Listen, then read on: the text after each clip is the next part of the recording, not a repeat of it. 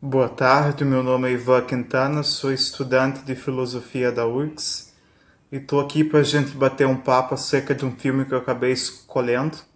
É um filme que faz parte de uma das minhas atividades dentro da disciplina de filosofia e cinema, ministrada pelo professor Jonas Tecchio, que é um especialista nessa área, né? Trabalha bastante com a filosofia e o link em paralelo ao cinema. Espero que vocês gostem. É um filme com um enredo bastante simples, mas que tem ali de fundo uma série de coisas que a gente pode trabalhar.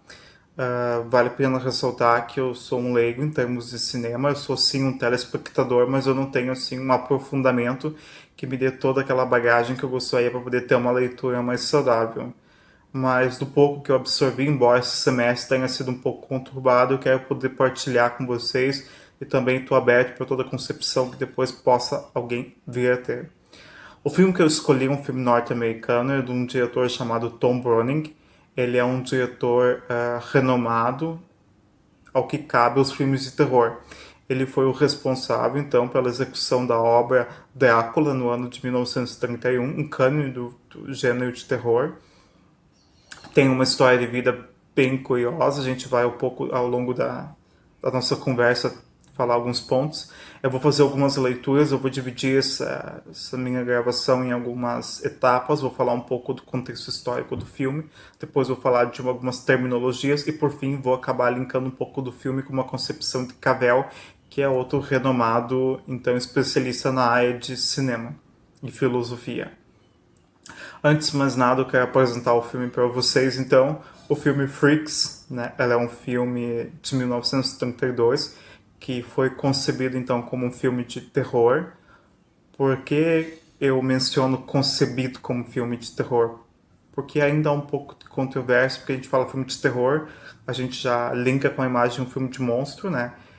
Ou que remeta a alguma coisa nesse sentido, e quando a gente vai olhar o filme ele tem uma guinada mais para um drama, foge um pouco desse rótulo que ele acabou ganhando. Uh, Ele é dirigido por Tom Browning, como eu falei, que é uma pessoa que tem uma história de vida bem curiosa. Mas antes de entrar na vida do autor, um pouco na questão do filme, eu vou falar um pouco do contexto da época, né? A década de 30, a qual o filme foi cunhado, é uma época bem complicada. O filme mesmo ele tem 6 versões. Eu assisti em alemão e francês, mas ele é originalmente americano. Vale a pena ressaltar que nos finais dos anos 20 e início dos anos 30, os Estados Unidos estavam passando por uma grande recessão.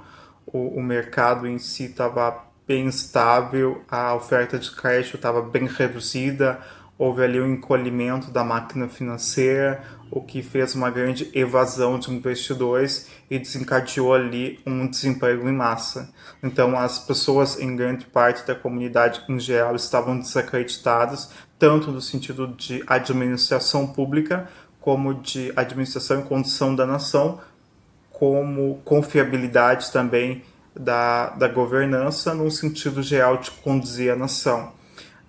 Essa série de fatores acabava botando em xeque o projeto americano enquanto Estados Unidos, né? Enquanto polo e referência de evolução, seja no segmento de indústria, valores, sociedade e tudo que ela possa galgar. É interessante falar que, embora tenha esse contexto de recessão, de crise, os Estados Unidos tiveram alguns setores que tiveram um crescimento exponencial. A área de cinema foi uma dessas áreas. Anos 20 e 30 foi marcado por alguns nuances ao que compete cinema. Um deles especial é que foi um período em que houve uma migração do cinema, que até então ele era só mudo, para o cinema com efeitos sonoros, o que desencadeou então para que novas ferramentas fossem criadas e novas técnicas fossem trabalhadas. Arrisco até, especulo que tenha sido um grande desafio para muitos autores, né? Tom Browning foi um desses autores também. Trabalhar nesse contexto de mudança não é fácil, né? Mas antes de chegar nesse ponto específico, eu quero trabalhar um outro fator da década de 30 que é muito interessante. Uh, é de conhecimento que muitos filmes têm uma bagagem literária ou vêm de uma corrente literária. Alguns filmes de terror e de ficção, especificamente da década de 30, têm um cunho em correntes de publicações de Pulp Air, que são aquelas revistas de impressão de conto de baixo valor. É interessante que na década de 20 para 30 já havia como a Man Ray, que era uma empresa de publicações, e tinha Sansei Magazine, que era uma revista que tratava de assuntos diários pertinentes a grande parte da população, que com o tempo se adaptou para também fazer publicação de contos. O filme Freaks é resultado de um desses contos. Ele é inspirado num conto chamado Spurs, né, de 1927, se não me engano. Esse conto já é de um autor que tinha, por alusão, também chamava Tom, né? E esse autor, ele era especialista e se dedicava em fazer contos simples de terror e ficção. Quando Tom Browning se propôs a fazer Drácula, ele já é em si um sucesso exponencial. Ele é muito acreditado e alguns anos atrás já tinha feito alguns longas de terror baseado em contos como esse, Spores, que também teve sua origem lá no âmago das revistas e publicações de baixo valor. Spurs, que é o conto que dá origem a Freaks, ele é um conto com um enredo de terror bem simples. Ele trata de um triângulo amoroso entre um rapaz e uma menina e um anão. Por que triângulo amoroso? Porque ela é apaixonada por um rapaz, mas se inclina a ter uma relação com este terceiro, que é o anão, calcado nas condições financeiras que ele tem. Então ela abdica do amor que ela tem com o primeiro rapaz para se dedicar a essa relação com o intuito financeiro, que é a estabilidade que o anão pode oferecer. Mediante uma situação, ela acaba constrangendo o anão. Ele diz que é o animalzinho dela e que poderia carregá-lo de A para B em qualquer lugar da França em suas costas. Passada a humilhação ao qual ela subjuga o anão, neste conto, ela 1 ano depois vai morar na residência dele e é atormentada pelo anão, que não consegue então esquecer aquele episódio vergonhoso, então a obriga a fazer aquilo que ela disse, carregá-lo de um lado para o outro nas costas. Ela desesperada, e tal qual a situação onde ela é obrigada a passar por esse constrangimento, ela foge de noite e vai até a casa do seu então anterior, né, pretendente, que é o rapaz que ela tinha abandonado no primeiro momento. Chegando na porta dele, explica a situação e diz que está sendo maltratada pelo anão, que a obriga a carregar de um lado para o outro.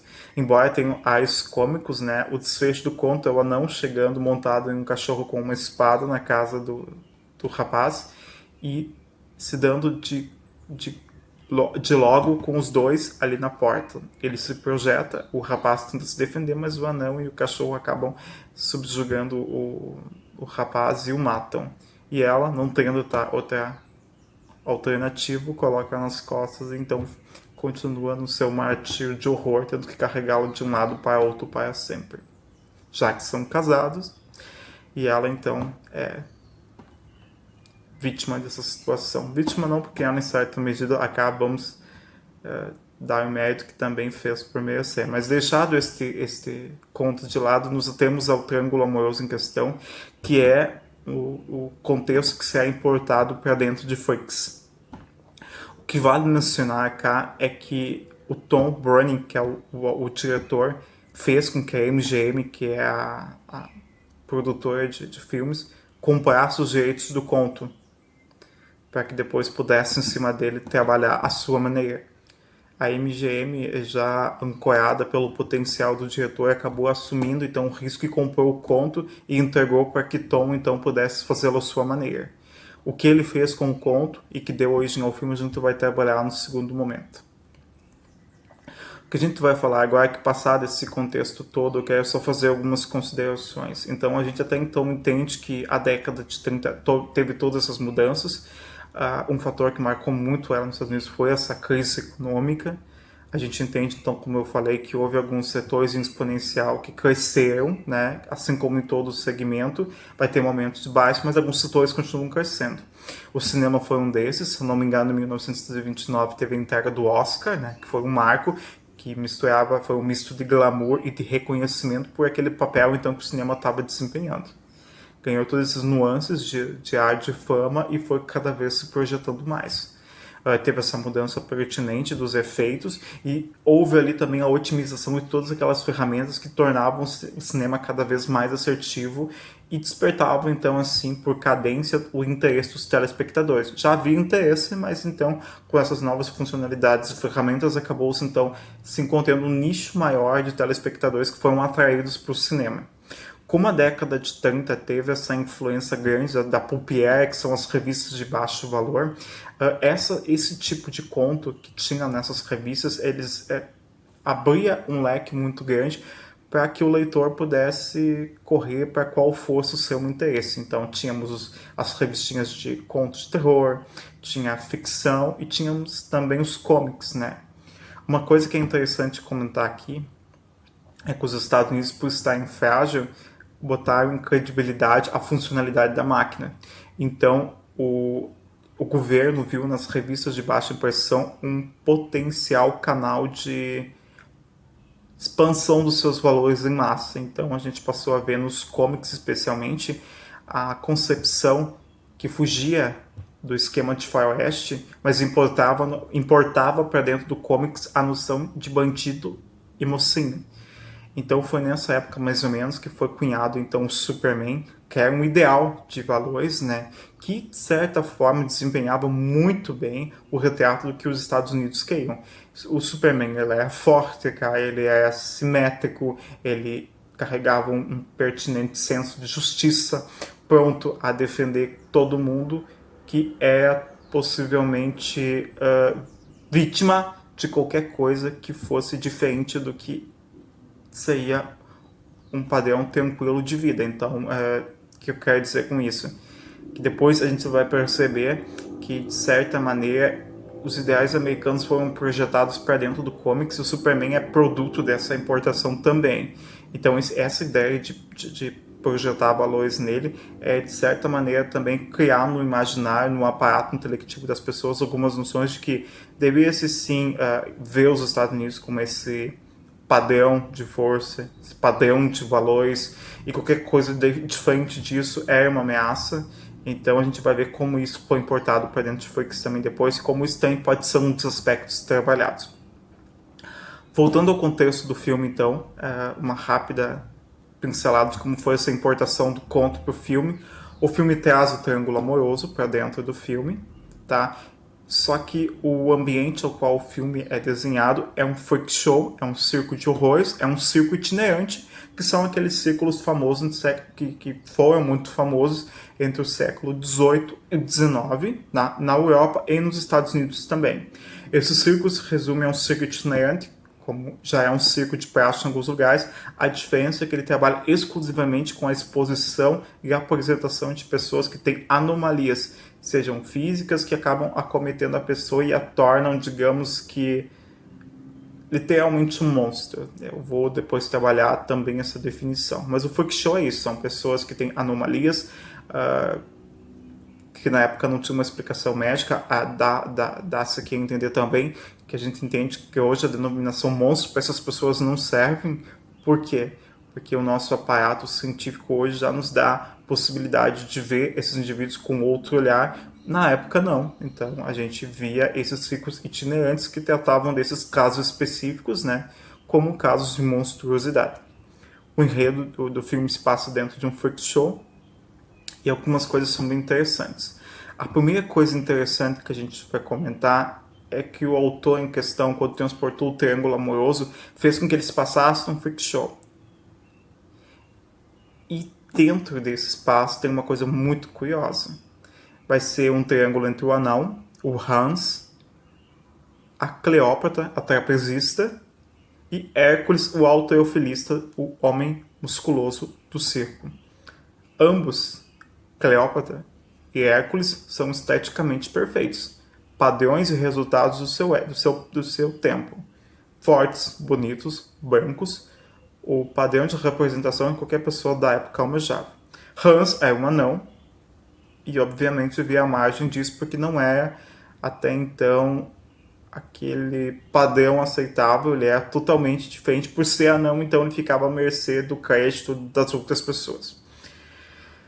O curioso é que o filme já... antes de entrar no filme, eu quero fazer uma menção muito interessante. Falar de filosofia é falar que curiosidade é algo que sempre foi da natureza humana. O estranho e o fascínio sempre permearam a nossa história.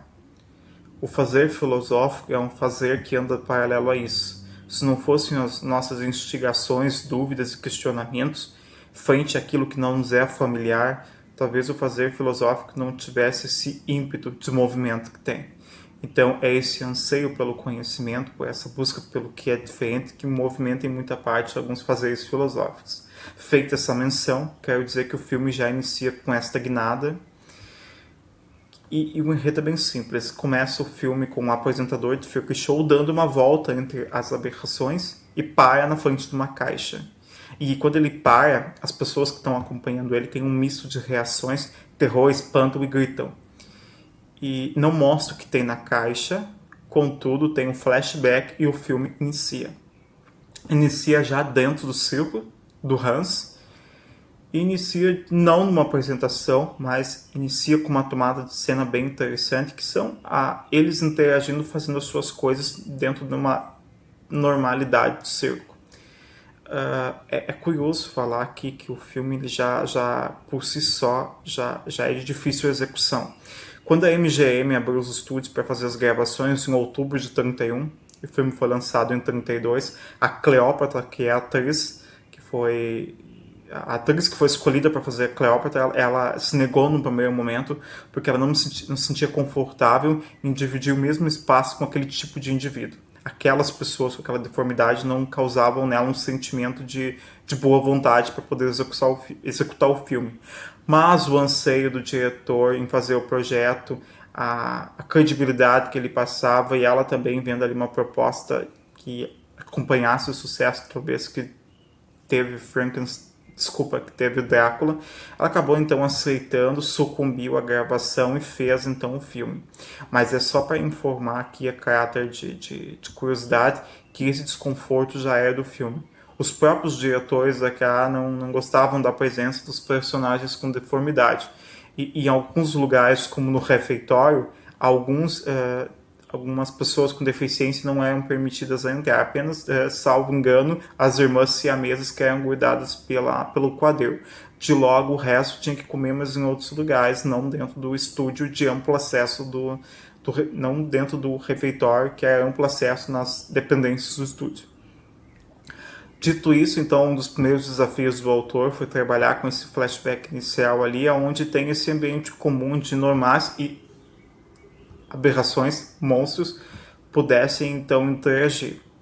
Embora o filme inicie com uma relação de ambiente onde tem ali as carruagens, porque naquela época não tinha trailer, o equivalente era uma carruagem, cada qual a sua atração dentro do seu espaço, mas dentro de um ambiente comum.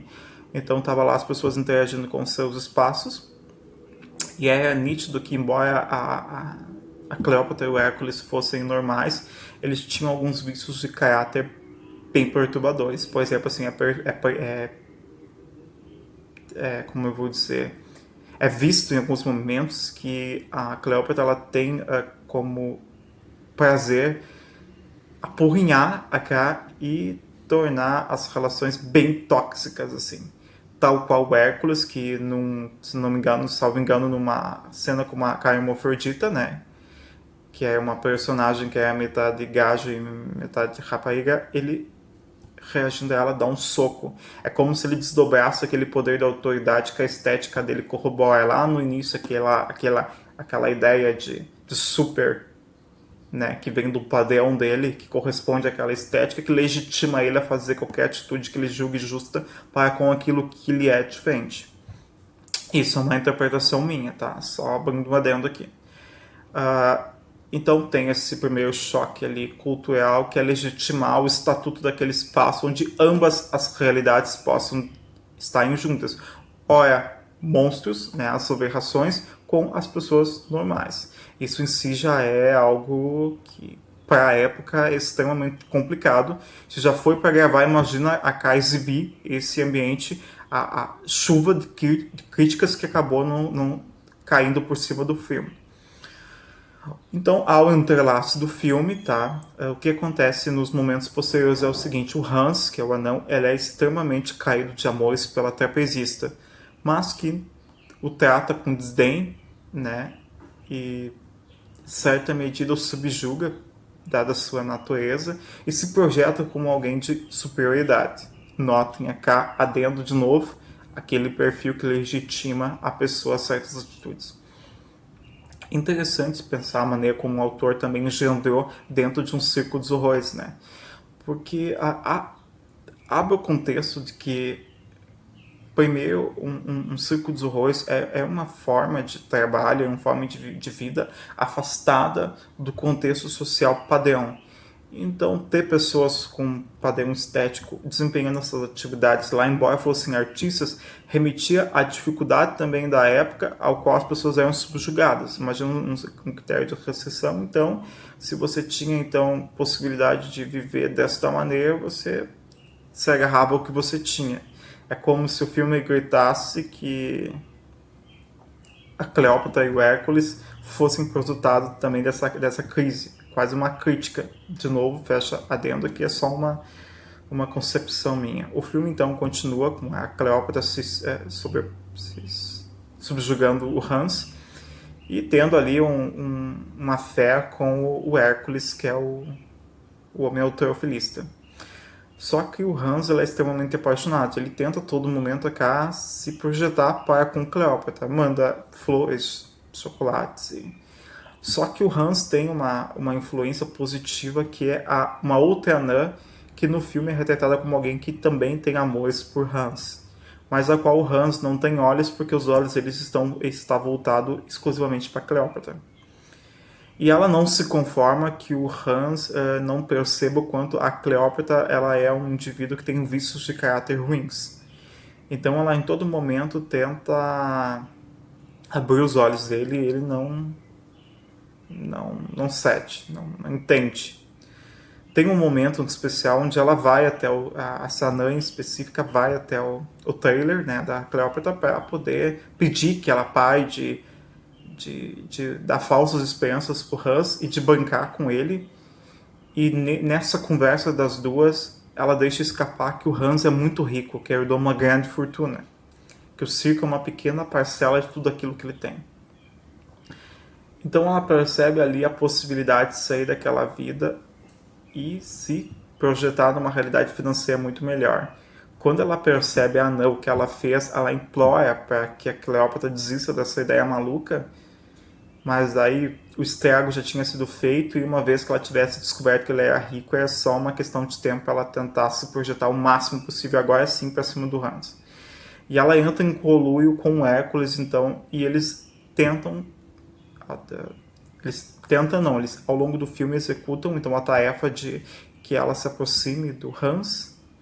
Em algum dado momento criam um entrelaço com ele, acabe casando e que eles dê cabo com a ajuda do Hércules nele, para que eles possam então ter tutela sobre a fortuna que o Hans detém.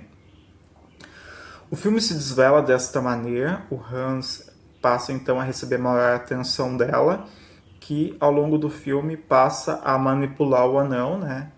E embora as outras criaturas, os outros freaks do filme, as outras pessoas com deficiência tentem alertar o Hans, ele está tão cego de amores que ele acaba não ouvindo-os. E ele começa a adoecer e percebe-se também que em dado momento a doença que ele vem a desempenhar é oriunda do fato de que o Hércules e a Cleópatra estão envenenando, né? Mas, fechando esse ponto do filme, voltando para a questão da Cleópatra e do Hans, mediante um enredo do filme, eles acabam então firmando o noivado e para festejar essa ocasião eles fazem um jantar, um banquete no circo, então num momento oportuno com todas as criaturas ali, com todas aqueles monstros, aqueles freaks, aquelas pessoas com deficiência, fazem então ali uma festividade, um momento ali onde eles vão anunciar o entrelaço dos dois. Tá lá na ponta da mesa o Hans, a Cleópatra, e do outro lado o Hércules e todos o contingente de aberrações do circo estão bebendo, estão comendo, a Cleópatra começa a se sobressair, está alcoolizada E eles têm uma celebração no circo, que é uma celebração inclusiva, onde eles acabam cantando "Nós te aceitamos, você é um de nós".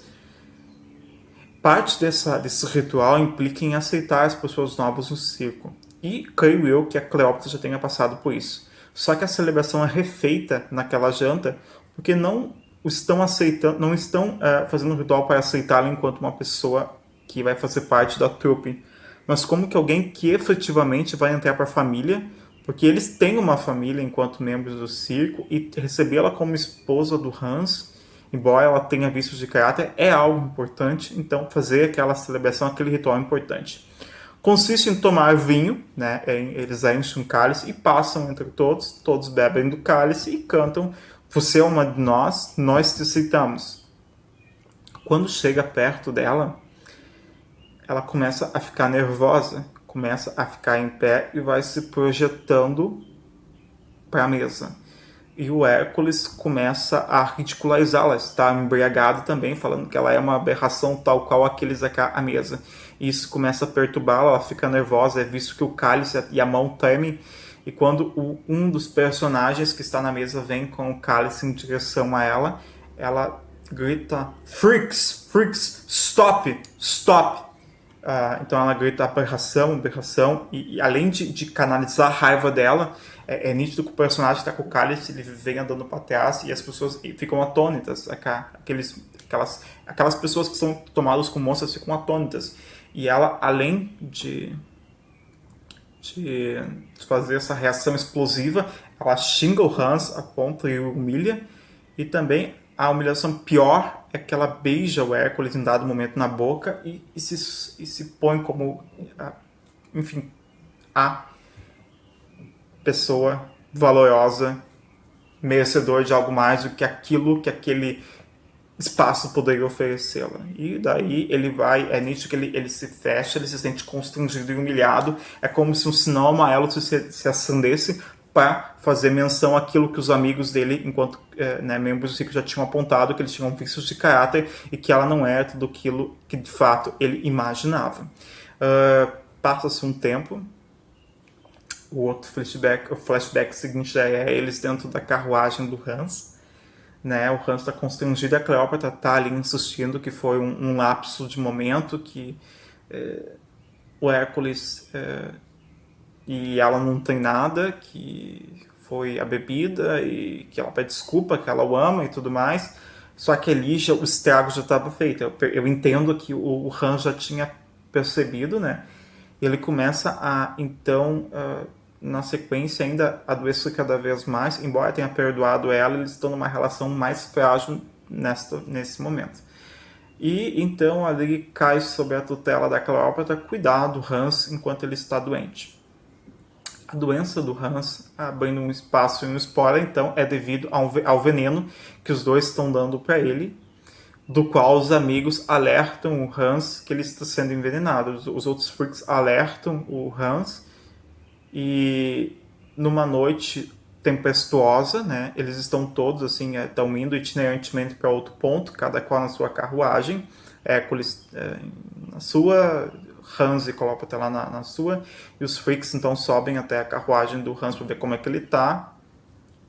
Eles falam pro Hans que ele está sendo envenenado e eles confrontam então a Cleópatra ali no ato de envenená-lo, né, e pedem para que ela assuma o que ela está fazendo. Consoante a isso, está rolando uma briga paralela. O Hércules também andou se envolvendo com uma outra briga com outros membros do circo, né, dado uma situação amorosa de um entrelace que ele também teve com uma outra personagem. Em ambas as carruagens tem esses momentos de tensão, e fazendo menção ao clássico de Bram Stoker, né, é clássico em filmes de terror daquela época, aquele desfecho tempestuoso, chuvas, raios e tudo que pudesse ali dar um ar aterrorizante para a cena. Então tem esse momento, aquela caravana itinerante indo, uma noite tempestuosa, dois conflitos de tensão em carruagens separadas. A Cleópatra, então, ela é encurralada e obrigada ali pelos membros, na presença de Hans, a admitir o que ela estava fazendo. E Nisso, Hércules está brigando no entrelace físico com outro membro do circo na carruagem que vem atrás. É curioso falar que eles estão carruagem via, né? E ambos os personagens têm distintos parecidos, ambos os personagens têm desfechos parecidos, mas com finais totalmente diferentes. Por exemplo, a Cleópatra, quando ela é encurralada, em certo momento ela foge, né, para a relva, para o mato, e aquelas criaturas que querem vingança, querem defender, então todo o projeto ali em relação a Hus, a credibilidade que ele passa, a honra que ele representa e o fato de ela estar envenenando ele faz com que eles já tinham, em certa medida, projetado matá-la, então eles correm atrás dela. Né? Por que eu digo projetá-la, matá-la? Porque de fato não é o que vai acontecer, a gente vai descobrir depois.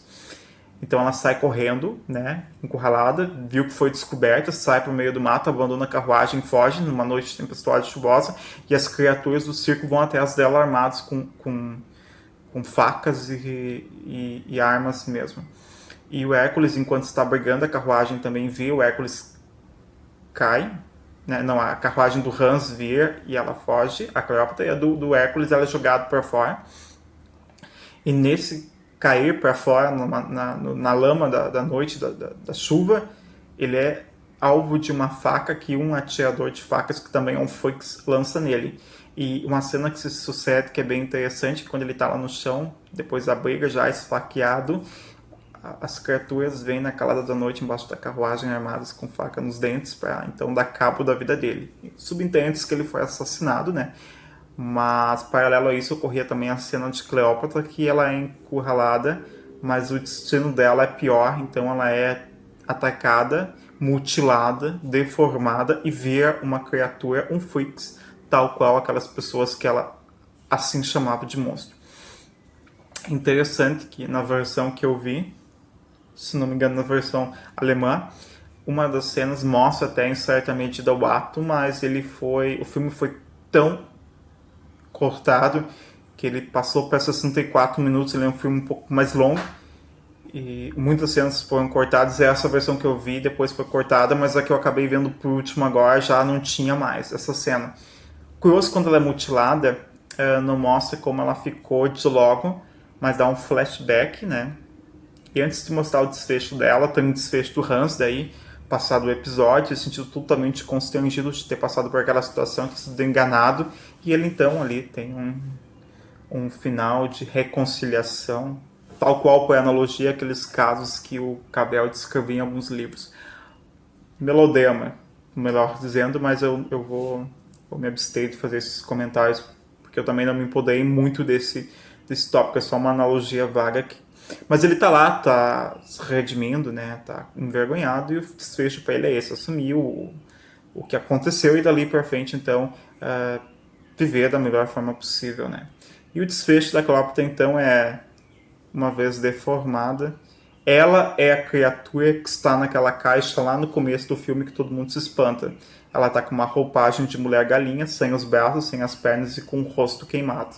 Porque na outra noite, na noite em questão, né, no tempo anterior àquele episódio ali, ela foi então, teve seus membros cortados, foi queimada em parte e ficou então totalmente deformada. Ficou só o dorso ali e ganhava essa roupagem então de mulher galinha que deixava com aquele aspecto aterrorizante. Esse é o desfecho do filme, tá? Vou retomar aqui alguns pontos que eu acho pertinentes. Vou fazer uma releitura do termo monstro, que a gente aplicou em alguns contextos aqui, e vou tentar fazer um resgate de Cabel. A primeira coisa interessante de comentar cá é que esse enredo é difícil você dizer que ele é só de terror, porque tem momentos que o autor ele faz tantas tomadas de cena focado nas emoções, sorrisos, lágrimas, relações íntimas que remetiam à família, à gravidez no filme, à questão do nascimento, à questão do amor, à questão dos limites também que aqueles indivíduos podem ter, à questão de ira, de momentos de jogar e fumar, beber. Então remete a vários momentos da vida cotidiana como uma pessoa normal acá poderia ter. Então, isso é um desafio que o autor teve de tentar tornar aquele ambiente o máximo. Ele humanizou aquele ambiente. Eu aqui especulo, agora falando sim da vida do autor, que eu falei, desculpa, do diretor, que eu falei que eu ia comentar, o Tom, curiosamente, na sua juventude, fugiu de casa, porque caiu de amores, desculpa, por uma jovem, e morou, curiosamente, também no circo com esta jovem. Foi um amor de juventude, quem nunca o teve, né? Mas é curiosa a relação que tem com o filme e a obra que ele trabalhou. Especulo que lá em 1927, com os direitos já do conto em mãos, ele pôde então ali debruçar um pouco da sua própria história e reconhecendo a monstruosidade daquelas pessoas, aquele humano que subjaz qualquer limitação física. Voltando então aqui ao filme, o filme ele é extremamente simples, mas amplamente complexo. Como eu falei, o filme ele é além do seu tempo. Ele passou 30 anos engavetado, porque para a época ele fugia do padrão e causava espanto. Rege uma lenda que nesses cortes que eu comentei no filme, os cortes são oriundos de sessões que teve de laboratório, onde o filme foi exposto para uma quantidade menor de pessoas. Rege a lenda que numa dessas exibições preliminares, uma mulher teve um espasmo e acabou entrando em trabalho de parto e processou a MGM. Não sei se isso é uma das lendas urbanas que circulam em Hollywood, mas advogados que o digam se é fato ou não. O que calha cai é que o filme teve muitos cortes. A versão que eu falei para vocês que inicialmente eu assisti é uma versão com final diferente desta que eu assisti por último, que está disponível em grande parte, que é onde ela vê então uma aberração que é a mulher galinha, porque vários elementos são especulativos. O filme é amplamente passível de reflexões. Tem o fato do Hans ser rico e ser anão, ele está sempre vestido de smoking, pode trabalhar uma série de nuances. Trata da questão de por que ela, estando enquanto deformada, ainda subjaz mulher e figura de mulher galinha. A questão da dicotomia monstro-humano, dessa relação de opostos, que ao final, dada o arranjo com que o diretor foi brilhantemente conduzindo o filme, em muitos momentos, diga-se, ele filmava e dava um enfoque naquelas expressões humanas que aquelas pessoas tinham, aquelas pessoas com deformidade tinham, que é sorrir, chorar e ter medo, que são coisas que a gente carrega da nossa natureza, e diga-se cá que, por analogia, os monstros sim eram aquelas pessoas ali ardilosas que tinham o pior dos vícios que uma pessoa pode ter. Usando aqui o termo monstro como um termo que delimita qualquer coisa que transgrida o nível daquilo que a gente toma como adequado. Agora falando então um pouco da terminologia do monstro, é interessante falar que quando a gente fala a palavra monstro ela tem em várias correntes de uso esse significado. O monstro é aquela coisa, aquele devir que foge do padrão normal estipulado. Por que eu falo devir? Porque devir ele carrega aquele momento de potência de vir a ser. Mas o devir monstro parece que não é uma coisa assumida, né? O que é o devir monstro que eu digo cá? É uma especulação que eu faço em relação ao seguinte: dentro das potências humanas do vir a ser do homem, o fato de nascer com uma deformidade na década de 30 não é algo passível. Então, esse é uma coisa que causava muito medo e espanto. Tanto que no século XVIII, quando uma pessoa nascia com deformidade, é interpretado como um castigo divino, um castigo divino que culminava na monstruosidade que é aquele nascimento com uma pessoa com deformidade. Abre-se aqui outro leque histórico também para falar que a Europa sofreu influência americana e resgatou alguns ideais de estética. Hitler, que eu diga, que em certa medida tentava também trabalhar ideais que culminavam num padrão estético de perfeição, estando qualquer coisa à parte era passível de um estudo. A própria medicina da época não trabalhava de maneira proativa, estudando as questões com o intuito de compreender que aquilo fazia parte do escopo das possibilidades, dos muitos devires da condição de humano, que o devir na condição de pessoa com deficiência é uma possibilidade, dado fatores que com o tempo a medicina conseguiu descobrir. mas na época se agia de uma maneira em que se trabalhava a medicina para justamente aprender para não ter de novo. É como se, tipo assim, eu vou estudar uma pessoa com deficiência para descobrir o que aconteceu para que não nasça outra. Porque é uma monstruosidade inconcebível numa orquestrar uma sociedade com esse tipo de realidade. Outra releitura interessante é quando a gente fala monstro, a nossa cabeça nos transporta para a imagem monstro nos transporta para outros contextos. Por exemplo, vampiro, uma tumba, uma catacumba, um caixão onde ele dorme de dia e acorda à noite. Uma múmia, um sarcófago. O monstro do pântano, uma lagoa negra. O Frankenstein, um laboratório de um cientista maluco. É como se cada monstro tivesse seu habitat, por assim se dizer. Por analogia, tal qual o guepardo na savana, os pinguins na Antártica e a onça pintada no Brasil. É como se, em certa medida, o espaço do Freak Show fosse o habitat daquelas criaturas. Por isso é que é tão difícil imaginar qualquer pessoa que não uma com deficiência habitando aquele lugar. Por isso que quando a gente fala Freak Show, é um lugar, a gente também transporta para um lugar afastado a imagem daquela pessoa com deformidade, tal qual o monstro no seu canto. Falando do termo monstro e voltando naquele conceito de transgressão, que transgride aquilo que é estipulado como normal, dentro do meio jurídico a gente usa também esse contexto para poder delimitar algumas ações e atos. Por exemplo, aquela atitude foi monstruosa. Aquele indivíduo agiu com um ato tal qual que a sua atitude é digna de monstro. Então é porque ele transgrediu o limite do padrão daquilo que é tido como normal ou estipulado como correto ou eticamente assumido. Então, ao fazer essa transgressão, ao agir deste modo, ele acaba agindo de forma monstruosa, porque é passível de tal interpretação quando foge do contexto humanamente adequado. De novo, humanamente adequado, tal qual por analogia, dentro de um padrão estético de sociedade humanamente adequado dentro de um perfil de aparência. Fechando esses contextos, então, esses são alguns entrelaços de como o termo monstro é aplicado, né? Mas em freaks ele ainda não é muito saudável. Eu entendo que no contexto da época, de trabalhar com pessoas com deformidade, ok, causava espanto, causava fascínio, causava curiosidade e horror, em certa medida.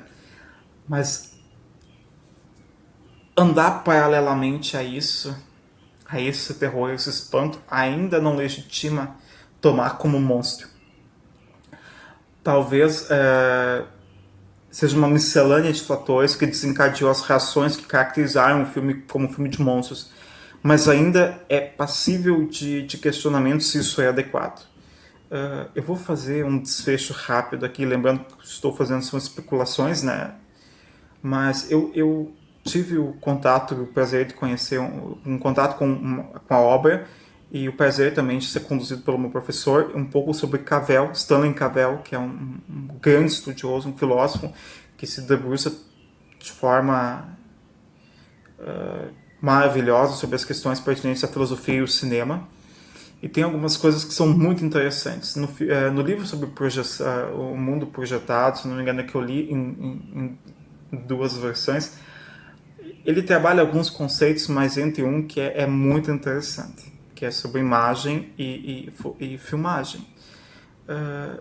Eu tinha uma ideia fixa de fotografia como sendo um instrumento que melhor representa a realidade. Representa a realidade no sentido em que ela é cópia fiel daquilo ao qual ela toma como objeto, que ela foca e registra. A gente vai, quando a gente acaba estudando um pouco de Cavell e também um pouco de André Bazin, que é outro grande influente nesse ramo de cinema e filosofia, é diferente você trabalhar a fotografia nesses contextos. A arte, pintar um quadro, ela requer um sujeito, ela requer um olhar subjetivo. Quem pinta o quadro remonta a um posicionamento particular que o coloca na condição de desempenhar uma função que leve com que a obra que ele cunha seja tão próxima daquilo que ele idealiza. Então, se é uma pintura que tem por ideia ser próxima do que é pintado, Se tinha um padrão antigamente que era de fazer o mais fiel possível. O fazer-se fotográfico, o fazer-se fotografia, não é que, segundo o autor, tenha deslegitimou o poder da pintura, mas é que então liberou as artes, as pinturas em gerais, para explorar em outros nichos, que não aquele nicho que só representar, que só copiar, fazer uma cópia. Então, não que a fotografia seja só isso. O que Cavell diz é o seguinte, as artes passaram a desempenhar outros papéis e a fotografia, ao ser automático, ao fazer-se automático da fotografia, porque embora precise de alguém que fotografe, que vai ali, a realidade perpassa a lente da câmera e ao fazer automático da câmera quem melhor dá uma leitura da realidade. Não depende do sujeito, então ele é apartado do processo. Então é como se o fazer automático da fotografia legitimasse uma realidade da qual a gente pode contemplar sem ser coparticipante. Uma coisa que ele fala muito é o ver sem ser visto. Eu vou fazer uma interpretação talvez um pouco obscura, mas é como que eu vejo a realidade, né, daquela fotografia sem ser visto de modo como o sujeito que estava engendrando ali um posicionamento particular naquele fato que é o fazer-se registrar do objeto no contexto da fotografia. Outra coisa que é interessante, se você elimina o contexto subjetivo do sujeito na fotografia e dá para a fotografia esse poder então de ter esse contato com a realidade, tal qual por extensão se aplica ao cinema enquanto sucessão de imagens, enquanto reprodução, projeção, restava a Cavell então fazer uma interpretação assim que é ok, já então que temos essas ferramentas automáticas, essa automatização da fotografia, da filmagem, que nos remetia a um estatuto de realidade diferente e limpo do sujeito, restava entender que realidade é essa, o que se passa na mente de um telespectador quando se vê na condição de quem está então fronte a esta realidade. Especula-se talvez que... Especulo, e agora sim eu vou assumir, que Freaks é uma das possíveis reações e o uso controverso do termo monstro vem da confusão que a gente toma quando é posto nessa condição de enxergar essa realidade a qual a gente simplesmente é posto para estar de frente, mas sem ter uma coparticipação direta ali. Então, quando a gente tem uma analogia que eu vou fazer, quando a gente abre uma porta, quando a gente é uma criança, a gente abre uma porta para enxergar um quarto e a gente não é visto, a gente tem uma ideia da realidade do quarto, né? E estamos ali na condição de quem está espiando, não tem nenhum tipo de entrelaço com o contexto, a gente está só apenas frente àquela realidade do quarto.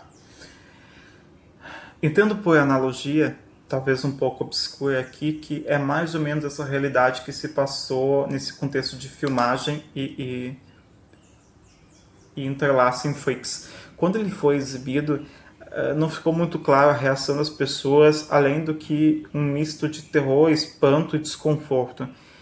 Eu acho que esse desconforto, esse espanto e essa reação aterrorizada e a própria denominação pejorativa de monstro enquadrada num filme que talvez carecesse de uma melhor significação, eu acho que esse contexto todo é fruto da reação que essas pessoas tiveram frente a uma realidade que elas não tiveram como participação, mas elas foram postas como possíveis. Entende? É o ser possível através do automático e do contexto de realidade desprovida daquele ser enquanto influência direta na produção, embora haja influência do autor, mas é interessante ver que eu especulo, me falta ainda os paramentos adequados para poder conceber com solidez essa denotação, mas no movimento preliminar eu acho que o Freaks ele caracteriza particularmente o momento em que essas pessoas são postas nesse limbo ali de como reagir frente a essa realidade que esses meios projetam e do qual eles não são eles não são coparticipantes, mas são convidados a experimentar. Tal qual aquele que vislumbra. Eu acho que o telespectador vislumbra em Freaks uma realidade de quarto que os aterroriza. E é mais fácil fechar a porta e xingar. E daí a gente usa todo o aparato que tiver para poder justificar. Histórico, social, médico, religioso, não importa. Eu acho que a reação de Freaks ela é só um grito no escuro de alguém que está aterrorizado por não entender que basta só acender a luz para ver a possibilidade do meio ao qual ele está inserido. São especulações um pouco soltas, eu sei, mas Cavell vai nos dizer uma coisa que assim, existe uma realidade que não só a realidade da representação. E a fotografia e a filmagem são os meios pelos quais essa realidade começa a se demonstrar e da onde a gente pode ver sem ser visto, a gente pode então vislumbrar essa possibilidade sem ser visto enquanto pessoa que está experimentando a mesma, mas que está em vias de uma das possibilidades que possa... Eu gosto da expressão devir, porque é como se eu pegasse essa concepção de realidade de Cavell, é como se o Freaks fosse um dos devires de realidade possíveis, né? Então, cara, aqui uma interpretação um pouco solta, eu sei, mas fica agora aberto a vocês que façam suas devidas análises, né? Leiam a obra de Stanley Cavell, né? Quero agradecer também aqui ao meu professor que tem, nos poucos, nos ajudado. Vou cada vez mais me aperfeiçoar um pouco mais. Filme Freaks é um marco do cinema, como eu falei, ele mexe com as estruturas, ficou 30 anos engavetado, foi redescoberto, né, por alguns estudiosos do cinema, desencadeia até hoje uma série de questionamentos. É um olhar para a história, um olhar para o contexto médico, um olhar para o contexto cristão, e dentro do leque filosófico é aquela ferramenta que te possibilita trabalhar todos os contextos. Quero então agradecer você que esteve até cá me acompanhando nessa explanação. Me ajuda então mandando, se possível, entrando em contato para a gente poder ter algum tipo de conversa. Não sei se eu vou poder me fazer presente na divulgação do espaço, dada a conjuntura de outras situações, mas só agradecer, dizer que então a gente possa ter um olhar mais caridoso para o cinema, como eu estou passando a ter agora, que a gente possa entender alguns escopos melhores de interpretação e nos ancorar cada vez mais nessa literatura que só tende a agregar. Um forte abraço, obrigado por terem me aturado até aqui, espero que eu possa ter agregado um pouco, o filme é maravilhoso, agregou para mim, eu espero então que possa agregá-los também. Um forte abraço e até logo.